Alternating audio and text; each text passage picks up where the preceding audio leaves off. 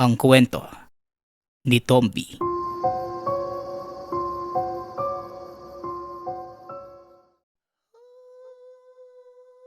Ang kwentong ito ay hango sa totoong buhay. Mula ito sa isa nating tagapakinig na itago na lang natin sa pangalang Kalisto.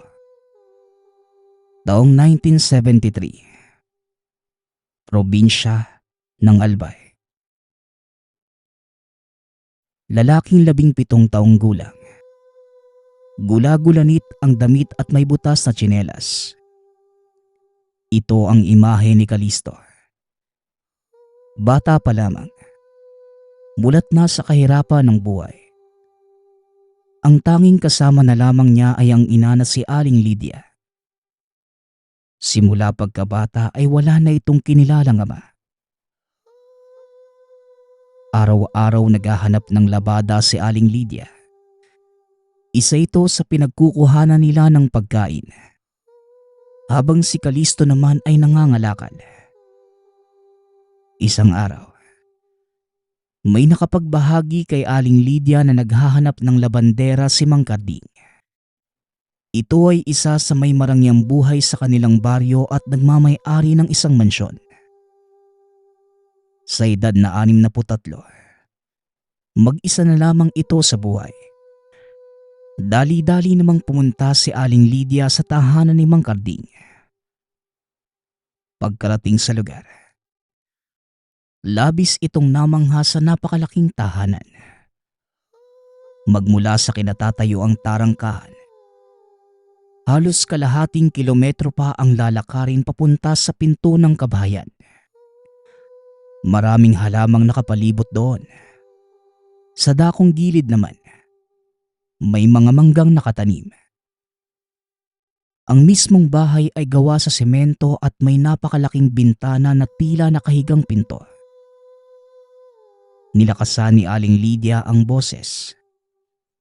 Ilang minuto lang ay lumabas na ang matanda at pinagbuksan ito. "Magandang araw po, Mang Karding. May nakapagsabi lang po sa akin na naghahanap kayo ng labandera.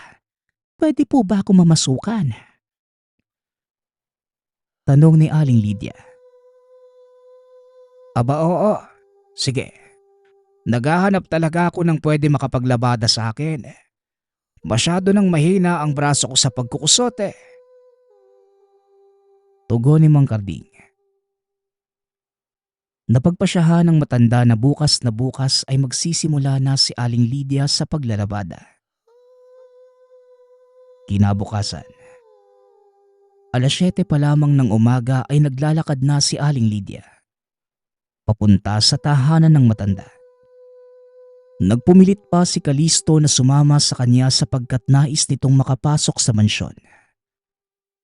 Walang nagawa ang ina, kundi isama na lamang ang anak. Habang naglalaba si Aling Lydia, si Kalisto naman ang tagaigib ng tubig. Napansin naman ito ng matanda at kagad na nagtanong. "Iyo, ano bang pangalan mo?" Tanong ng matanda.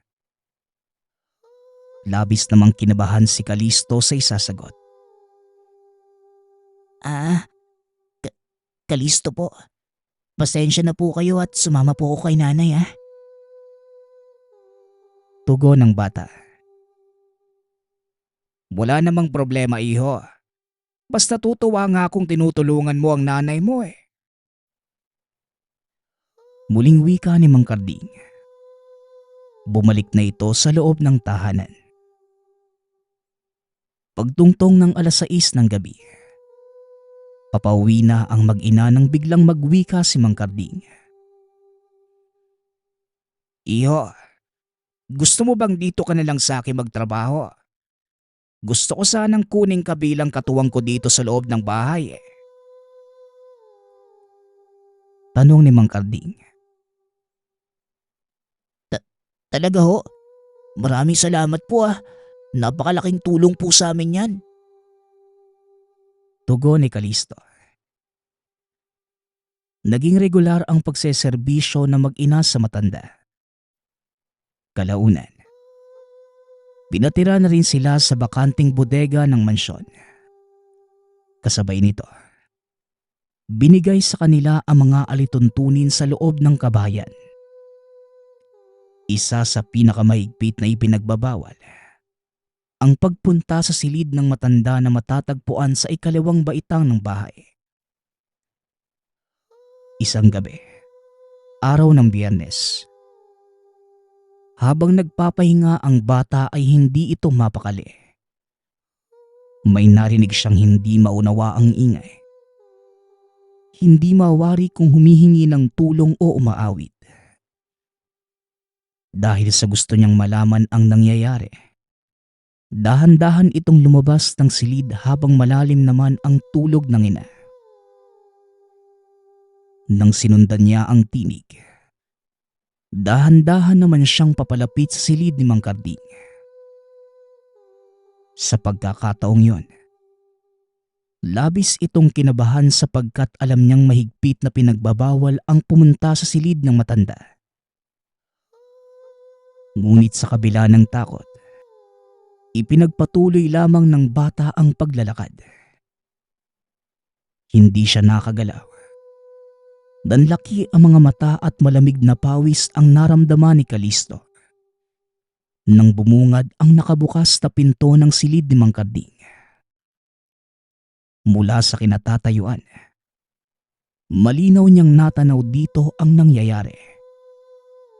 2 piraso ng baong walang mata ang nakasabit sa dingding. Nakaluhod si Mang Karding sa harap nito at napakalakas na mga boses na tila may 10 tao sa loob ng silid. Tumindig ang balahibo ni Kalisto dahil sa nasaksihan. Dahan-dahan itong umalis sa tapat ng silid na matanda. Nang makarating sa sariling silid, hindi mawala sa isipan ng bata ang lahat ng nasaksihan. Kinaumagahan, napansin ni Kalisto na papaalis ang matandang si Mang Karding. Mang Karding, saan po kayo pupunta? Tanong ni Kalisto. Diyan lang sa kabilang bayan. May bibisitahin lang kaming dagat ng kaibigan ko. Tugon ni Mang Karding. Sige po, mag-iingat po kayo ah. Wika ng bata. Pagkalabas pa lamang ni Mang Karding, ipinagbabawal man ay pumunta pa rin si Kalisto sa silid ng matanda. Sapagkat gusto nitong malaman ang gamit ng baong walang mata. Pagkarating sa silid, napansin kaagad niyang isa na lamang ang natirang nakasabit na bao. Sa pagkamangha dito, hinaplos niya ito ng dahan-dahan.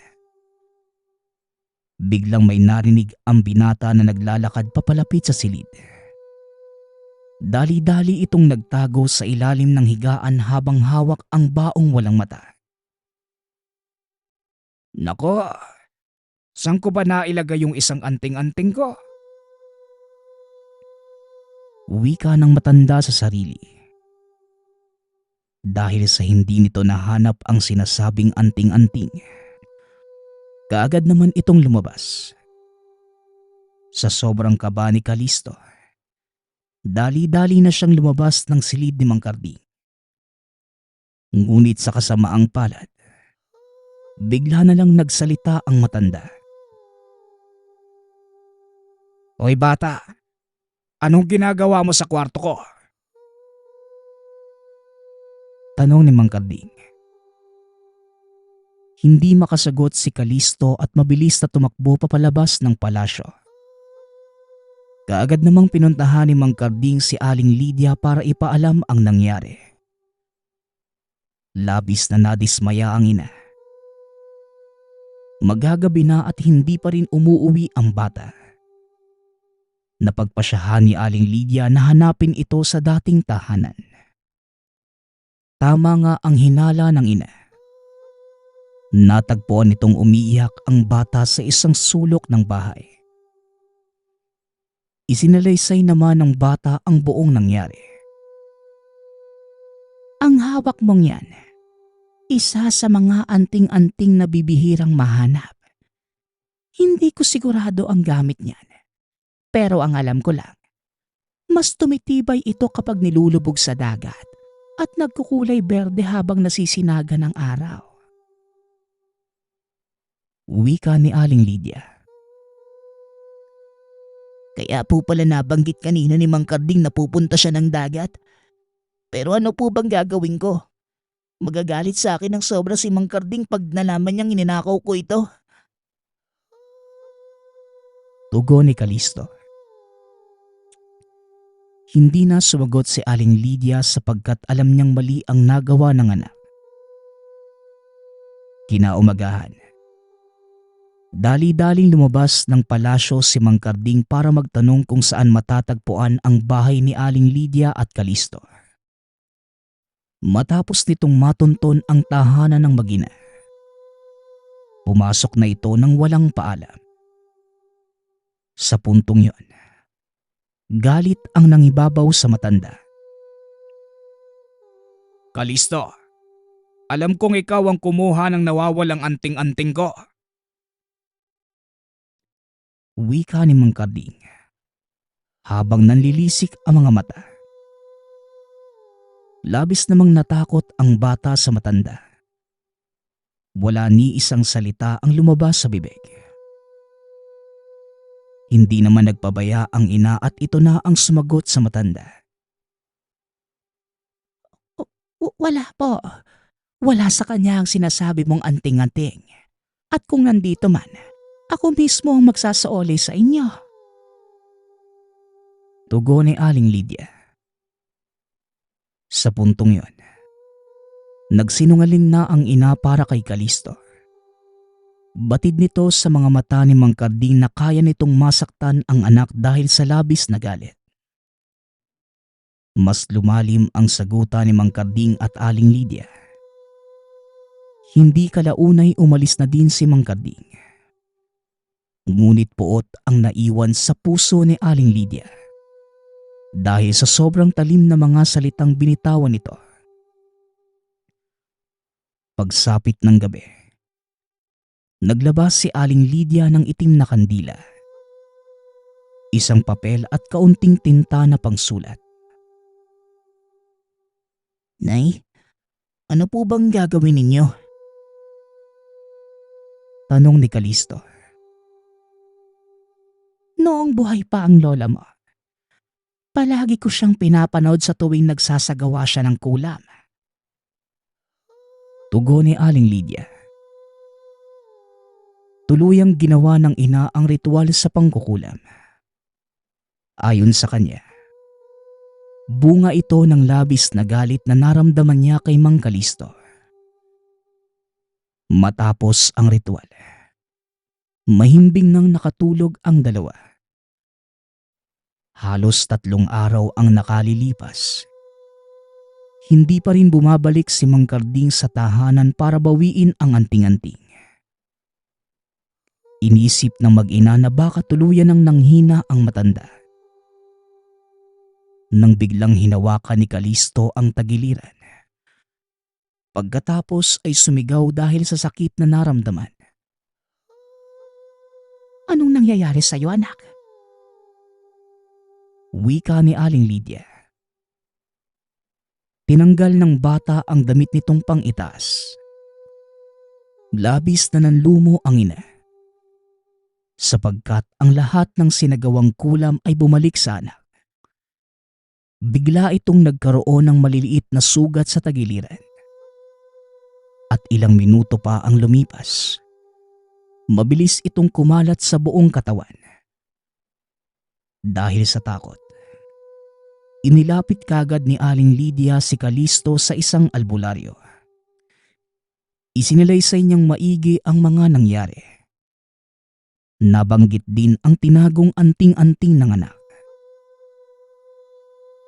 Ang anting-anting na hawak mo, iho. Mabisang proteksyon sa masasamang elemento. Pero magiging mabisa lamang yan kung ang may hawak ay may malinis na hangarin at kalooban. wika ng albularyo. Habang sinasabi na manggagamot ang lahat ng impormasyong patungkol sa bao. Napagtanto ng mag-ina na dahil sa ninakaw ni Kalisto ang anting-anting. Masasabing meron itong masamang hangarin. Ito mismo ang nakakadama kung nasa tamang kamay ba siya o hindi.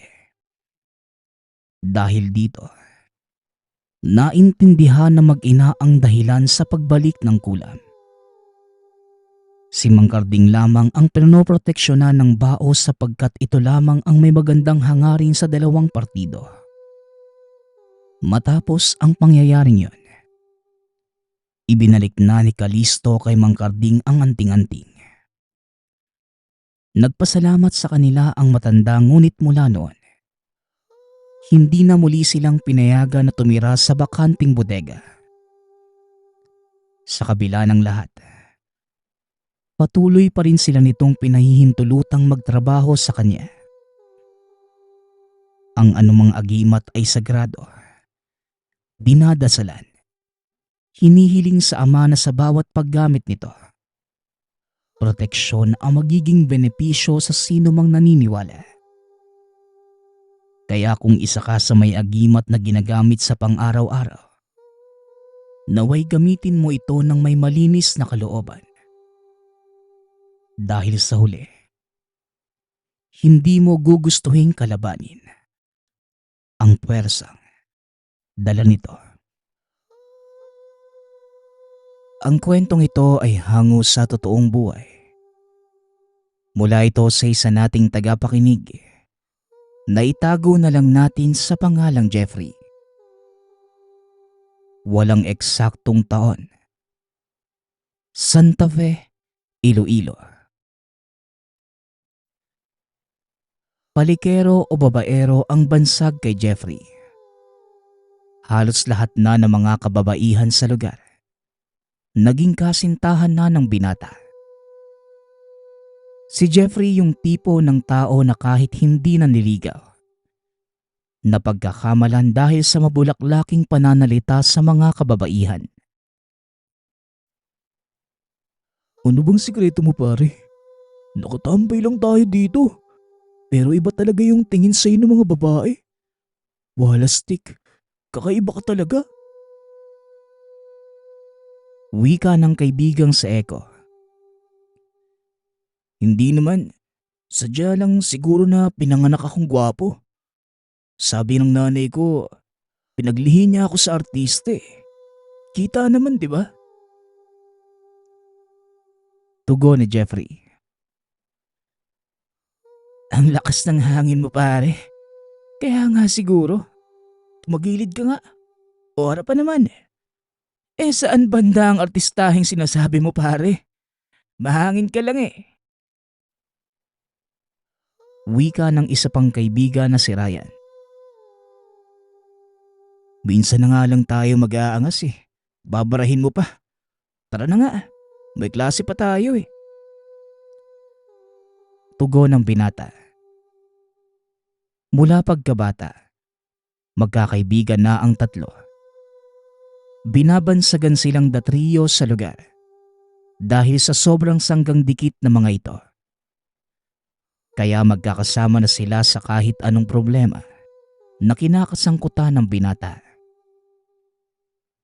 Malapit nang sumapit ang piyesta sa lugar, kaya abala na ang lahat sa paghahanda. Habang ang tatlo naman, nagmumuni-muni dahil alam nilang maraming dayo na dadagsa. Dahil sa dami na magaganap sa mismong kapistahan. Dahil may pasok pa sa eskwela, hindi sila nagkaroon ng mabigat na gampanin sa sitio. Maliban na lamang sa pagsundo ng mga dalaga sa iba't ibang karatig sitio. Nang mga panahong ito, sa tuwing magkakaroon ng piyesta ay nagpapadala ang mga kalapit na sitio ng mga magre-representa sa kanila. Mga iho, aasahan ko ang tulong at pag-alalay ninyo. Sa inyo ko ibibigay ang pagsundo sa mga higala. Lalo ka na Jeffrey. Ikaw na muna ang hahalili sa tatay mo. Alam naman ng lahat dito ang karisma mo pagdating sa mga… Alam mo na, makakaasa ba ako sa'yo, iho? Wika ng kapitan. Opo, kapitan. Sige lang po. Kami na ang bahala. Isasama ko na lang po yung mga tropa ko para may taga-kumbinsi po ako. Wag na po si tatay.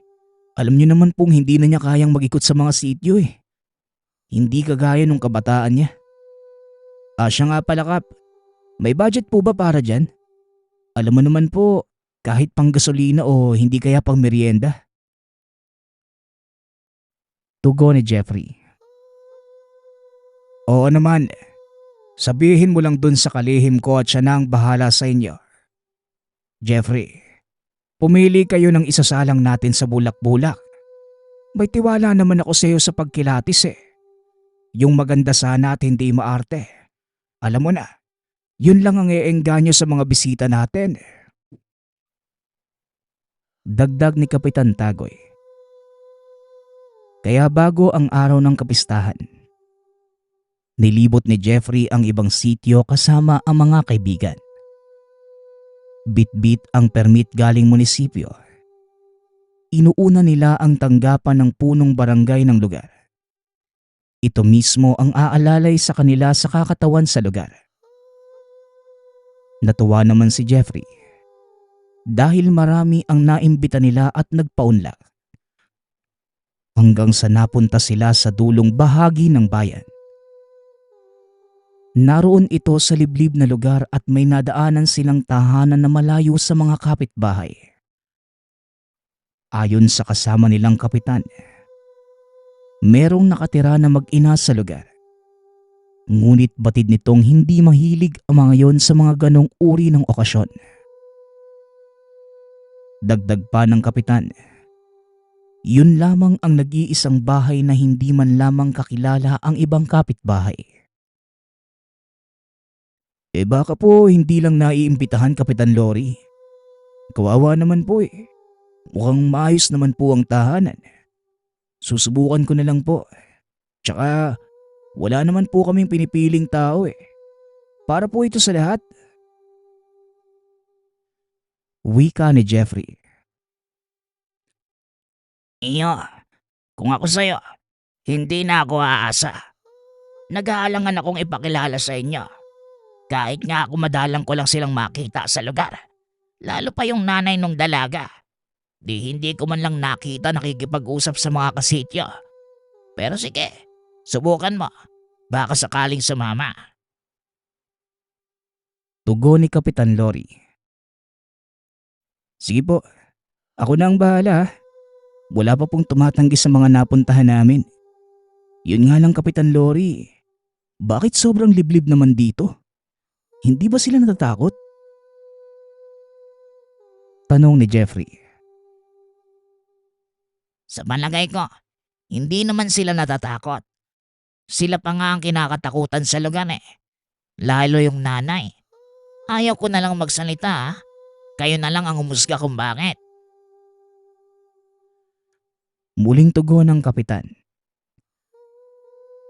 Ilang di pa na lang bago makalapit sa tahanan ay nagsabi na sila ng tao po. Noong una ay wala talagang sumasagot. Ngunit makalipas ang ilang minuto ay biglang bumukas ang pinto. Natulala si Jeffrey sa dalagang lumabas ng bahay. Iniabot niya ang papel at kagad namang tinawag ng dalaga ang ina na nakaupo lamang pala malapit sa pinto. Hindi man lang sila pinapasok at pinaghintay lamang sa tapat ng pinto. Hanggang sa biglang lumabas ang ina. Mukha itong walang ligo. Ngunit hindi man lang nandiri ang binata. Ginamit pa rin niya ang kakayahang mangumbinsi upang pumayag ang kaharap. Noong una ay medyo nag-aalangan pa itong tumagon. Ngunit ng kalaunan, pumayag din kasabay ng kondisyon sa anak. Salamat sa paanyaya, iho. Pero parang hindi bagay ang mga kagaya namin sa ganyan. Tahimik lang kami ng anak ko sa lugar na ito. ayaw lang namin ng gulo. Hindi natin hawak ang utak ng tao at baka mamaya kung anong gawin sa anak ko, mahirap na. Wika ni Nanay Egay. Huwag po kayong mag-alala. Ako po ang bahala sa anak nyo. Isang gabi lang naman po ito eh. Tsaka hindi lang po siyang naimbitahan namin. Halos lahat po ng mga dalaga sa sityo. Tsaka napakaganda po ng anak nyo. Isa pong karangalan para sa sityo namin na magkaroon ng panauhing kagaya niya. Tugon ni Jeffrey. Bueno, sige. Asahan mong dadating siya. Ako na mismo ang maghahatid sa anak ko at masigurado ko na. Naputol sa pagsasalita ang alin nang biglang sumabat ang dalaga na tawagin na lang natin sa pangalang Luka. Maganda at nakakabighani ang aura ng dalaga. Kahit sinong lalaki, mahuhumaling sa kanya. Hindi ito sang-ayon sa ina maging sa kaharap. Pasensya na po. Hindi ako pupunta. Pwede na po kayo umalis. Inay, pumasok na po tayo. Umuwi na po kayo. Maraming salamat pero paggabi na ho. Baka kami ang pagbintangan kung may mangyaring masama sa inyo. Pakiusap, huwag na po kayong babalik dito. Tsaka, pabala lang po. Huwag niyo na din pong puntahan yung mga nakahilerang bahay sa lugar na ito. At baka, sige na po, umuwi na po kayo. Wika ni Luka. May punto ang dalaga, iho. Hindi na tayo pwedeng lumagpas dito. At baka kung ano pang mangyari sa atin. Nasasakupan ko ito. Kaya alam kong may naninirahan dito na hindi nating katulad. Mahabang paliwanag eh. Baka gabihin pa kayo sa pag-uwi. Pakisabi kay Kapitan Tagoy. Maraming salamat sa pag-iimbita. Wika ni Kapitan Lori. Sige ho. Miss, kung hindi mo kami papaunlakan, pwede ba akong bumalik dito? Wika ni Jeffrey.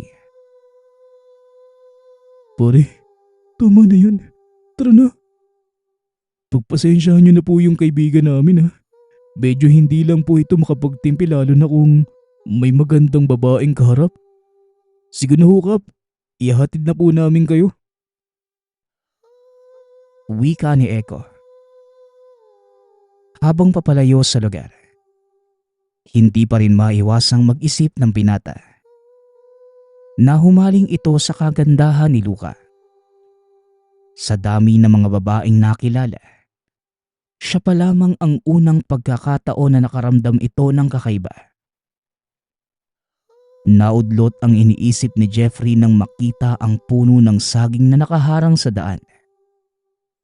Nagulat ang magkakaibigan dahil wala naman ito doon nang dumaan sila kanina. Iniisip nila kung paano nagkaroon ng puno ng saging. Gayong kugunan ang nakapaligid sa lugar. Buwaba si Eko at Raya ng sasakyan para itabi ang nakaharang. Habang ginigilid ang puno ng saging, may insekto na kumagat sa dalawa. Hindi naman nila ito pinagtuunan ng pansin. Bagkus, nagpatuloy ang mga ito sa biyahe pauwi. Kinaumagahan, abala na ang lahat ng tao lalo na sa tahanan ni Jeffrey. Naroon ang lahat ng mga dalagang sinundo ng binata. Kagawad ang ama niya sa barangay. Ito ang palaging nakaatang tuwing pesta. Inaasikaso ang mga dalagang isasagala sa bulak-bulak. Pipili ang mga tao ng dalagang lalagyan at sasabitan ng pera. Kung sinong dalaga ang may pinakamataas na makukuha, siya ang mananalo ng litsyong baboy o manok. Jeffrey, nasan yung mga kaibigan mo? Sa inyo ibinili ng mga dalaga ha? Kayo din ang maghahatid sa kanila mamaya. Siguraduhin yung nakakain sila na maayos ha.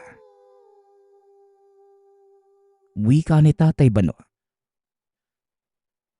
Tanghali na nga tay. Wala pa sila. Baka napagod sa kakaikot kahapon. Hayaan niyo po. Pupuntahan ko rin sila maya-maya.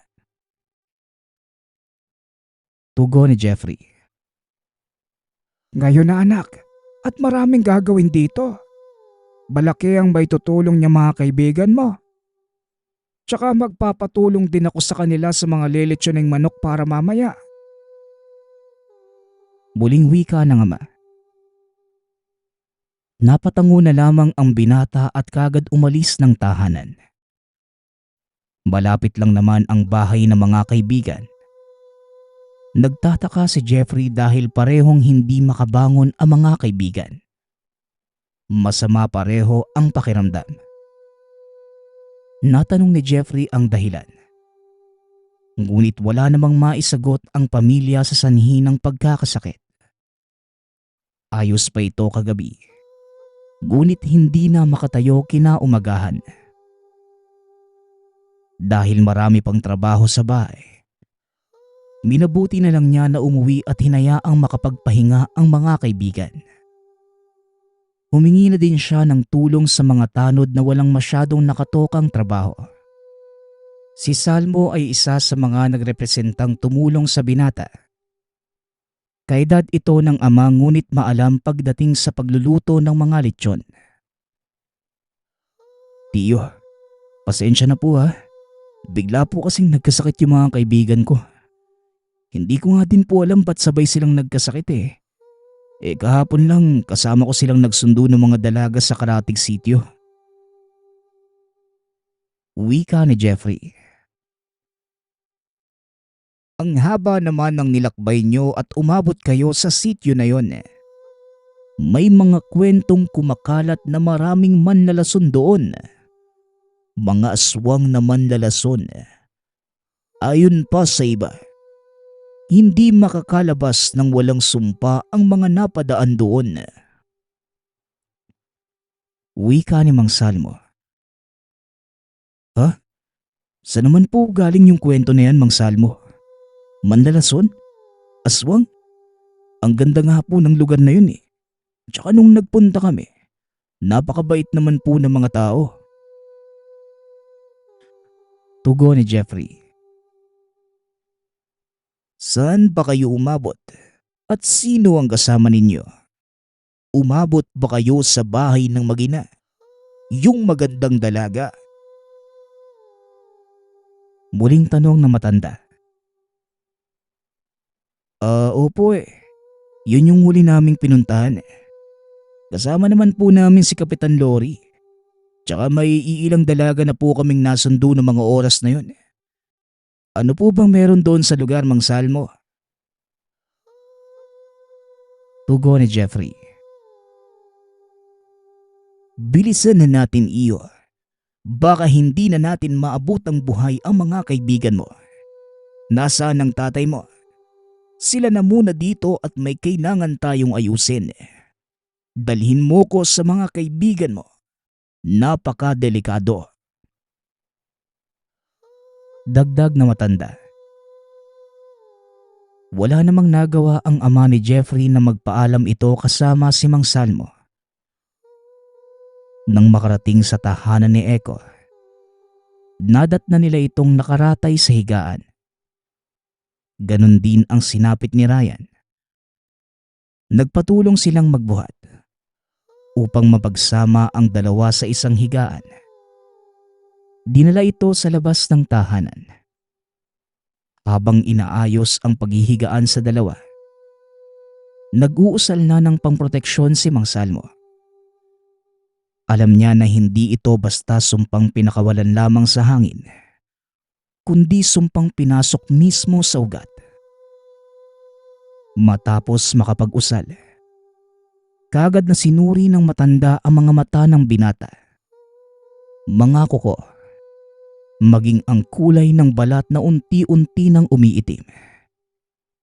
Hinanap ng matanda kung saan naipasok ang sumpa. Hindi naman ito nahirapan dahil parehong nasa braso ang tusok. Kuhanan niyo ko ng maliit na bote, kandila at matalas na kutsilyo. Yung matulis sana ang dulo. Kailangan nating matanggal ang lasong naipasok sa katawan nila bago kumalat sa buong sistema. Jeffrey, kumuha ka ng makabuhay. Dikdikin mo nang lumabas ang katas. Dalian mo na. Wala na tayong oras. Utos ni Mang Salmo. Lingid sa kaalaman ng lahat na ang matanda pala ay isang magaling na manggagamot. Ngunit matagal nang tumigil.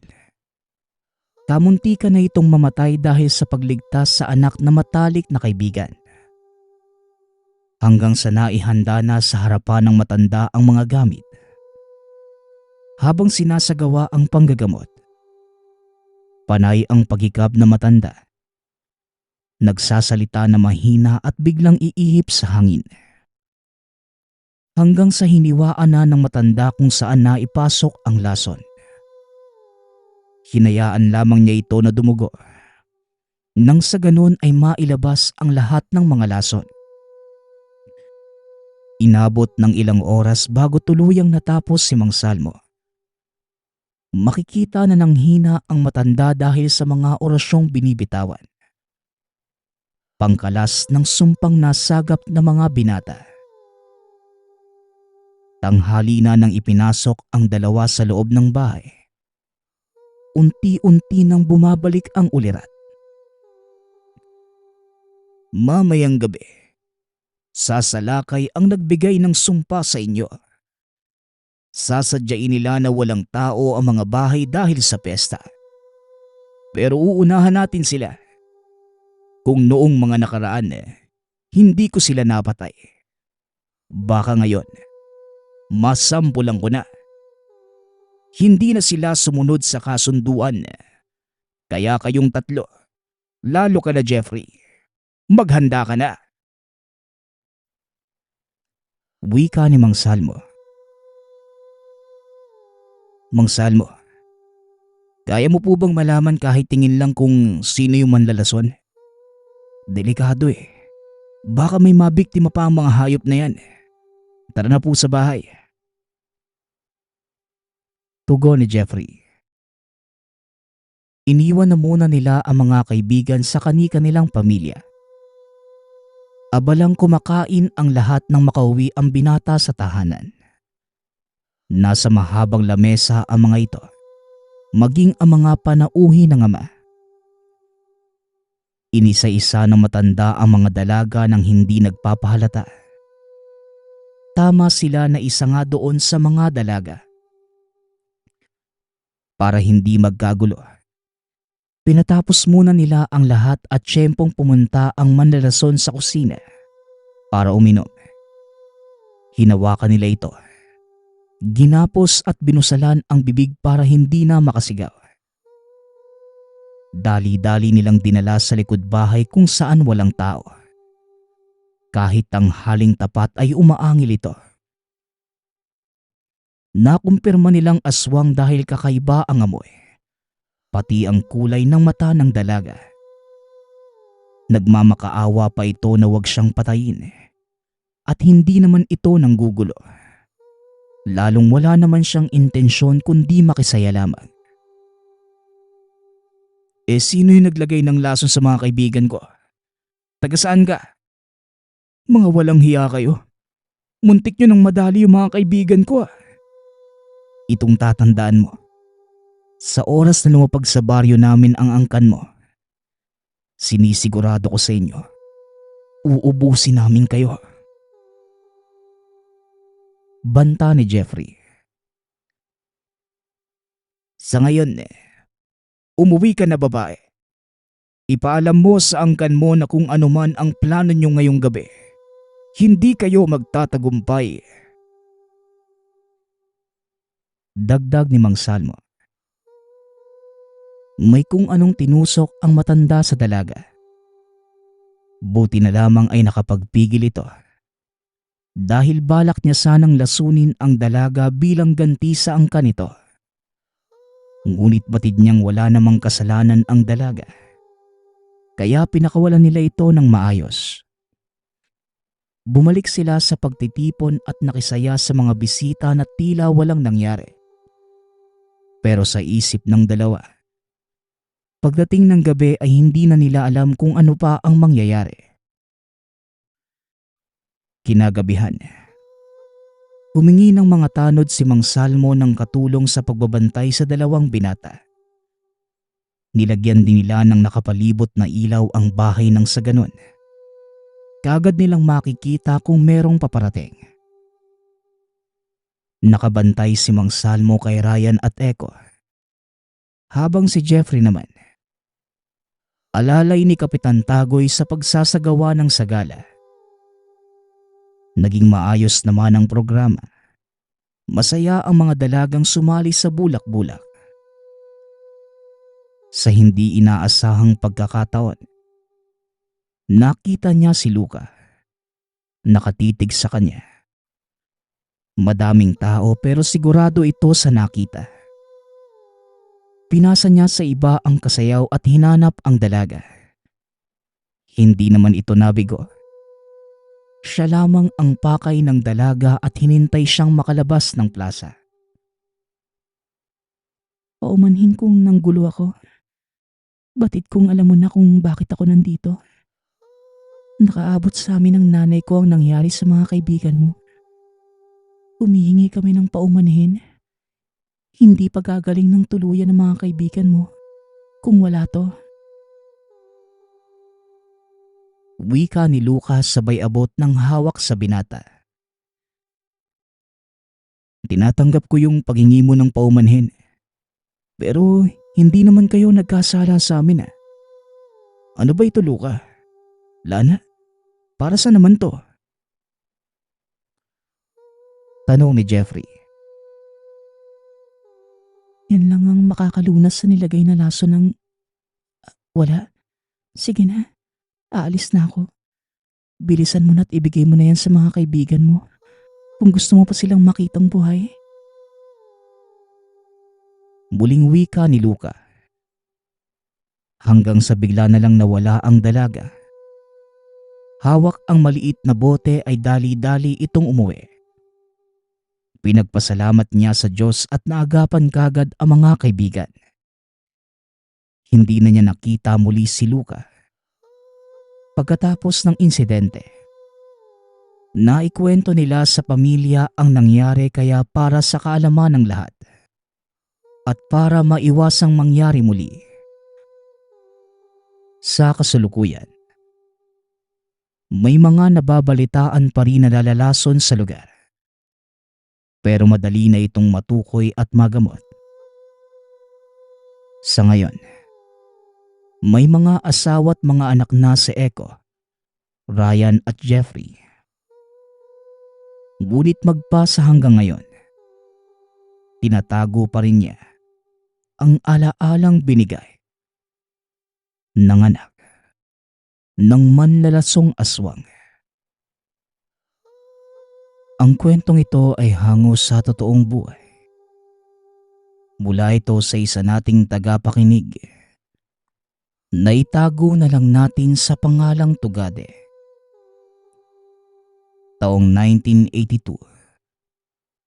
Probinsya ng Isabela. Nang mga panahong ito, masagana ang kabuhayan ng mag-asawang Tugade at Gracia. Meron silang napakalawak na bukid na punong-puno ng mga manok. Dahil sa dami ng mga ito, naging tagapamahagi sila sa isang sikat na kainan sa Maynila. Malaki ang kinikita ng mag-asawa sa pagbibigay ng manok sa nasabing kainan. Dahil sa wala namang anak ang mag-asawa, ang buong araw ay ginugugol nila sa pag-aalaga ng mga manok. Nga pala, ang tahanan nila ay nasa loob lamang din ng lupa kung saan naroon ang mga alaga. 1 ektarya ang sukat ng lupang pag-aari na mag-asawa na minanapa ni Tugade sa yumaong ama. Sobra-sobra ang pagpapasalamat na mag-asawa sa itaas. Dahil ang taong iyon ang ika-7 taon ng pagnenegosyo. Ngayong taon lang din sila nakaranas ng libo-libong kitaan. Bago pa man ito narating, puro kamalasan na ang pinagdaanan nila sa buhay. Isa na sa mga naging balakid ay sunod-sunod na pagkakasakit ni Gracia. Ayon sa manggagamot na nakapagpagaling sa kanya, dahil ito sa nilalang na nakatira sa baleteng katabi ng tahanan. Dahil gumaling naman si Gracia, pinabayaan na lamang ito. Makalipas ang ilang taong paninirahan ay hindi na rin muling nagambala. Isang araw, bandang 4:00 ng hapon, habang nagpapakain si Gracia ng mga alagang manok, meron itong napansin na kakaibang manok at purong itim ang kulay. Hinayaan lang ito ni Gracia dahil baka isa lamang sa mga galang manok na nakapasok sa kulungan. Kaya naman matapos mabigyan ng patuka ang lahat ng mga alaga, kaagad naman itong bumalik ng tahanan para tapusin ang paglalabada. Pagkabukas ng pinto ng tahanan, nagulat si Gracia na makitang nakapatong sa upuan ang itim na manok. Nagtataka siya kung paano ito nakapasok, samantalang iniwanan itong abala sa pagtuka. Kaya naman, bumalik si Gracia ng kulungan para tignan kung ito nga ba talaga ang manok na nakita o sadyang kapareho lang. Ngunit wala naman itong naabutan na itim na manok sa kulungan. At sa muling pagbalik sa tahanan, hindi pa din umaalis ang manok. Hinayaan niya na lamang ito at pinagpatuloy ang paglalabada. Maya-maya pa't dumating na din si Tugade na may dalang panghapunan. Palisin mo nga tong manok sa upuan. Malas ang anumang kulay itim na hayop sa loob ng bahay. Wika ni Tugade. Umalis naman kagad ito nang hampasin ni Gracia ng walis tingting.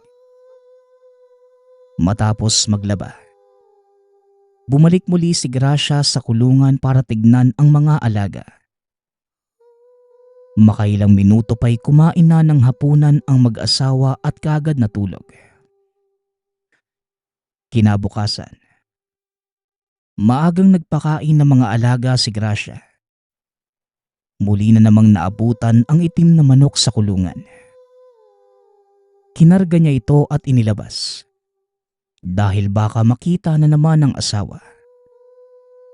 Ngunit eksaktong pagkababa ng manok sa lupa, dumating naman si Tugade at hinampas ito ng dalang walis tingting. O Gracia, dalihan mo na dyan at bababa na tayo ng palengke dahil wala na tayong bigas. Wika ni Tugade. Dali-dali naman sa pagpapakain si Gracia. Matapos ay nagpalit na ng damit para pumunta ng palengke.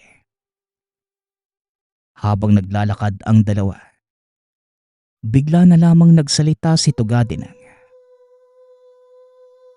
Alam mo ba mahal, yung balete natin sa bahay. Sabi sa akin dati ni Papa may pinangangalagaan daw silang mga karangat doon. Hindi nga nila maintindihan yung pag-uugali ng mga karangat eh. Minsan kasi, kahit nabigyan mo sila ng alay, umaatake pa rin kahit anong oras. Hindi ko nga lang alam kung paano kasi hindi ko pa naman nakikita ang mga yon. Pero kailangan pa din nating mag-ingat. Kaya naman wag kang uupo doon lalo na kung gabi. Pagpapaalala ni Tugade. Nakaramdam ng takot si Gracia ngunit hindi na ito nagtanong pa. Nagpatuloy na lamang sa paglalakad. Nang makarating sa palengke, nang akma sanang kukuha ng nakalatag na ampalaya, bigla itong nakaramdam na matinding pagkahilo na naging sanhi ng pagkatumba. Kaagad naman itong binuhat at pinaypaya ni Tugade. Makalipas ang ilang minuto ay nahimasmasan na si Gracia. Hindi na tinapos pa ni Tugade ang pamamalengke. Dali-dali na nitong inuwi ang asawa. Sa bakuran ng tahanan, sa kawayang upuan mismo at ilalim ng puno ng balete na mahinga si Gracia. Nang pinapasok na ito ni Tugade, hindi ito sumusunod dahil mapreskong magpahinga sa punong yon. Napansin naman ni Tugade na umayos na ang lagay nito. Kaya naman nagpaalam munang magluluto para may mapainom na mainit na sabaw kay Gracia. Dahil napadami ang nailuto, minabuti ni Tugade na sabay na silang mananghalian. Kaya naman dala nito ang isang kaldero kasama ng 2 plato. Bago pa man diretsong makalabas ng pinto, natanaw niya si Gracia na naglalakad ngunit nagtataka si Tugade. Dahil para itong tumatawa na mag-isa. Nang tuluyang makalapit sa asawa, kaagad niya itong inalok ng dalang pagkain. Ngunit tila hindi siya nito nakikita. Kalaunay pinaupo na ito ni Tugade ngunit sa ibang direksyon pa din ito nakatingin na tila may kausap. Dahil sa napapansin, hindi na napanatag ang loob ni Tugade. Nararamdaman niyang may kakaiba na sa asawa. Patuloy pa rin sa pabigla-biglang pagtawa si Gracia. Tumatango lamang ito kaharap ang puno. Sa buong maghapong yon, hindi na pinansin pa ni Gracia si Tugade. At nang sumapit ang gabi, ayaw na nitong pumasok ng tahanan. Dahil sa pag-aalala, sinamahan ni Tugade magdamag ang asawa sa ilalim ng puno hanggang sa makatulog. 5:00 pa lamang ng umaga, tinawag na ni Tugade ang albularyo na pinakamalapit sa tahanan. Hinaplos nito ang buong katawan ni Gracia at sinabing, Karangat na nag-anyong itim na manok ang nahawakan ng asawa mo. Yon ang dahilan kung bakit nabaliw siya. Galing lang dyan mismo sa puno ng balete. Ayon sa nararamdaman ko, hindi naman humihingi ng anumang paghahandog. Pero gusto lang nito na may magkasakit sa inyong mag-asawa. Napakalubha ng pinataw nitong sakit sa asawa mo. 1 araw pa lang ang nakalilipas. Halos nasakop na ang buong katawan nito. Susubukan kong tanggalin to, Gade. Pero hindi ko maipapangako na lubusang gagaling ang asawa mo. Isang makapangyarihan kasing may sa kaliwa ang nagpataw. wika ng albularyo. Naalala ni Tugade ang itim na manok na binuhat ng asawa nang minsang pumunta sa kulungan ng mga alaga. Kaagad sinagawa ng albularyo ang ritual sa harap ng puno habang katabi ang mag-asawa. Napansin ni Tugade na pahinto-hinto ang albularyo sa pagbanggit ng mga usal. Minsan pa nga'y biglang namumulat habang nasa kalagitnaan ng napakahabang dasal. Nang matapos ang sinagawang ritual, nakaramdam ng sobrang pagod ang albularyo. Binigyan naman ito ni Tugade ng tubig at matapos makapagpahinga, nagpaalam na at nagpasalamat naman si Tugade. Napansin naman ito na walang nagbago sa mga kilos ng asawa. Inobserbahan niya lamang ito buong maghapon. Ngunit wala talagang pagbabago. Dahil sa sitwasyon ng asawa, magdamag muling gising si Tugade. Pagod man ang buong katawan. Matyaga pa ding naghanap ng ibang albularyo pagsapit ng umaga. Ngunit kagaya ng nasabi ng nauna, ganun pa din ang naging pahayag ng naimbitahang albularyo. Hanggang sa 2 linggong ganito ang naging ikot ng buhay ng mag-asawa. Lahat ng albularyong tumitingin ay walang naitutulong. Palala ng palala ang pagkabaliw ng asawa habang tumatagal. At sa buong panahong yun, sa ilalim ng puno sila nagpapalipas ng gabi. Disyembre 25, alas 2 na madaling araw. Ang araw na hinding-hindi makakalimutan ni Tugade. Galing sa mahimbing na pagkakatulog, nagising na lamang ito nang wala na sa tabi ang asawa. Hinanap niya si Gracia sa paligid ng puno at nang magawi sa kulungan ng mga alaga, naabutan niyang nakadapa ang asawa sa gitnang parte kung saan pinagtutuka na ito ng mga manok. Nakaramdam na ng kaba si Tugade na mga sandaling yon. Nang buhatin niya ang asawa ay hindi na ito humihinga. Nagsisigaw si Tugade at umiiyak ngunit wala na talaga ang asawa. Pagsapit ng umaga, mabigat man sa kalooban ngunit matapang na inasikaso ni Tugade ang burol nito. Dumalo ang unang albularyong nagtangkang gumamot sa asawa. Ayon dito, hanggat maaga pa ay lisanin na ni Tugade ang lugar dahil mapanganib na dito. Ngunit hindi naman sumang-ayon si Tugade dahil ayon sa kanya, pag-aari nila ang lupaing yon. Hindi mga elemento ang magiging rason sa pag-alis niya. Wala namang kakaibang nangyari sa burol ng asawa hanggang sa mailibing. Sobrang nahirapan si Tugade sa pagtanggap ng pagkawala ni Gracia. Kaya naman, unti-unti niyang napabayaan ang negosyo. 3 buwan lamang itong palaging nakatulala sa puno hanggang sa isang araw. Dahil sa sobrang galit ay naisipan nitong puksain ang mga nilalang na nakatira sa puno. Maraming albularyo ang nilapitan ni Tugade para humingi ng tulong sa gustong gawin. Hanggang sa isang dalubhasang albularyo ang sumang-ayon sa plano. Iyon ay si Tandang Bagnas.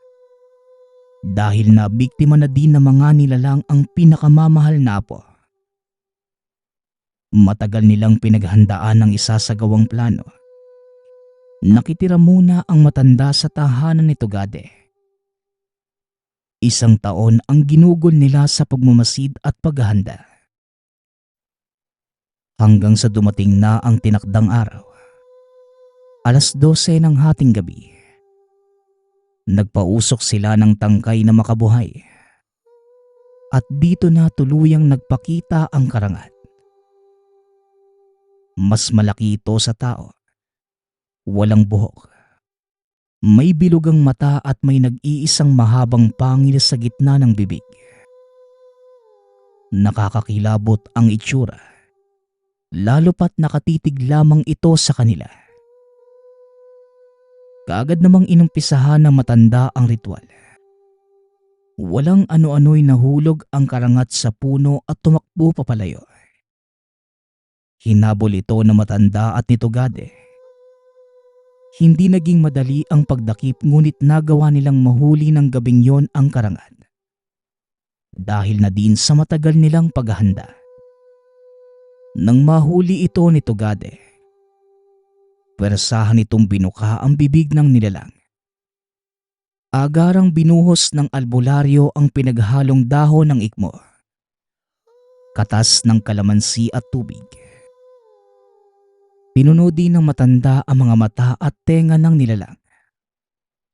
At pagkatapos, binitawan na ito ni Tugade at habang nangihinang tumatakbo papalayo ang karangat.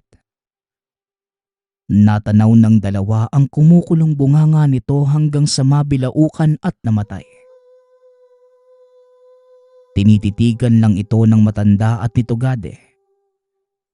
Makalipas ang ilang minuto ay bigla na lamang naglaho. Dahil sa mga nakita, napanatag na ang pakiramdam ni Tugade. Doon muna nagpalipas ng gabi si Tandang Bagnas. Umuwi ding kinabukasan pagkatapos makapag-agahan. Sa mga sumunod na araw, naging matiwasay na ang pag-iisip ni Tugade. Ngunit hindi pa din maiwasang makaramdam ng lungkot dahil sa pagkawala ng asawa. Pero kahit papano, nabigyan na ng katarungan ang pagkamatay nito. At matapos ang isang buwan, ipinatanggal na ni Tugade ang puno ng balete. Doon nagtapos ang pakikisama sa karangat. Magpasa hanggang ngayon, doon pa din nakatira si Tugade at unti-unting binabalik ang negosyo. Samantala, araw-araw din ang pagdalaw sa puntod ng asawa. Matagal na panahon na ang lumipas ngunit hindi pa din ito nakakalimot na dahil sa karangat, nawala ang pinakamamahal na asawa. Nagpapasalamat nga pala ako sa nagpadala ng ating kwento. Nawa ay nagustuhan niyo ang inyong napakinggan. Ang opinyon ko lamang sa kwentong ito, madalas may pagkakataon sa buhay natin na kailangan nating tanggapin ang pagkawala ng mahal sa buhay. Mahirap man, pero kailangan nating gawin. Kailangan nating magsimula muli. Hindi man kasama sa pisikal na mundo, ngunit patuloy pa din silang nabubuhay sa puso at isipan. Muli, nagpapasalamat ako sa lahat ng sumusuporta sa ating channel. Nawa ay patuloy niyong suportahan at pakinggan ang ating mga kwento. Hanggang sa muling pakikinig. Paalam.